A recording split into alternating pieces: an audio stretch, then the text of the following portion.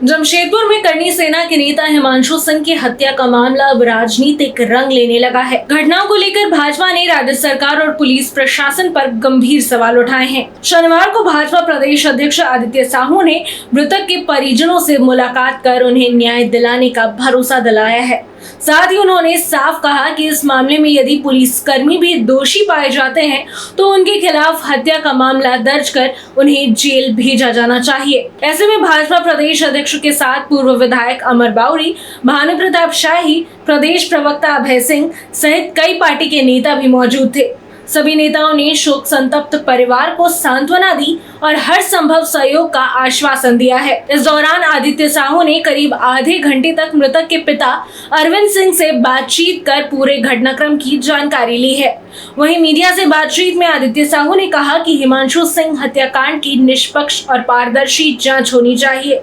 उन्होंने आरोप लगाया कि यदि मामले में लापरवाही बरतने वाले पुलिस कर्मियों पर कार्रवाई नहीं हुई तो भाजपा पूरे झारखंड में आंदोलन करेगी। उन्होंने ये भी कहा कि कानून सबके लिए समान होना चाहिए और दोषियों को किसी भी कीमत पर बख्शा नहीं जाना चाहिए। इस प्रकार की घटना कभी हम लोगों ने देखा था कि पुलिस की मौजूदगी में जिस प्रकार से अपराधियों ने बीच चौराहे पे दो युवाओं के साथ जिस प्रकार से अपराधियों ने चापर से हमला करने का काम किया, हमारे युवा जान बचाने का पुलिस की गाड़ी में घुसते हैं, अपराधी वहां भी घुस का प्लान करते हैं और घसीट कर निकाल करके पटक करके चापर से काटने का काम करते, हत्या करने की काम करते हैं। एक युवा साथी आज कलकत्ता में जिंदगी और मौत से जूझ रहा है और दूसरा युवा साथी हमारे बीच से चला गया।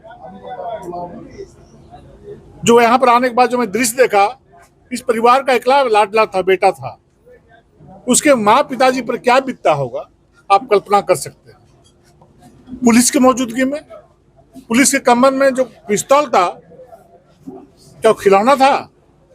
क्या शौक के लिए पिस्तौल रखे हुए थे? अपराधियों को भय देने के लिए कम से कम आकाशवाणी फायर करते, उसकी भी जरूरत यहाँ के पुलिस वालों ने नहीं समझा। मुझे तो लगता है कि अपराधियों से पुलिस मिली हुई है और हम लोग जो बार बार बोलते हैं कि इस राज्य में प्रशासन काम नहीं कर रहा है, सरकार नहीं चल रही है, बल्कि अपराधियों का समानांतर सरकार झारखंड समेत जमशेदपुर में चल रहा है।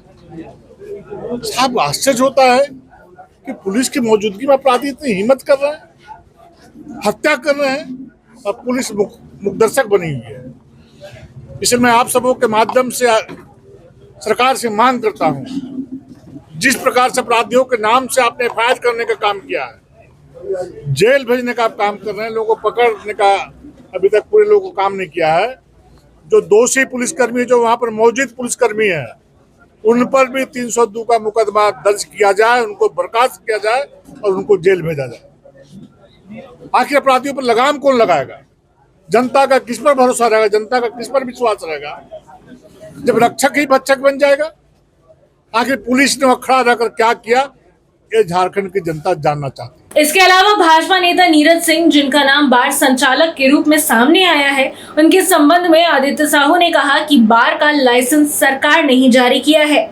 यदि जांच में नीरज सिंह दोषी पाए जाते हैं तो कानून के अनुसार कार्रवाई हो, लेकिन यदि वे निर्दोष हैं तो उन्हें अनावश्यक रूप से परेशान नहीं किया जाना चाहिए। लेकिन नीरज सिंह जी के बारे में जैसे उनका नाम आया, हमने स्वतः संज्ञान लेकर के पूरा पेपर हमारे पदाधिकारियों ने मंगाने का काम किया बार का, और लीगल टीम जो हम वकीलों का है, 4 वकील बैठे और उस लीगल टीम के सामने उनके बार का सारे कागजात देने का काम किया। सभी वकीलों ने कहा कि बार के कागजात में कहीं कोई त्रुटि नहीं है, बिल्कुल कानूनन तौर पे वो सही है।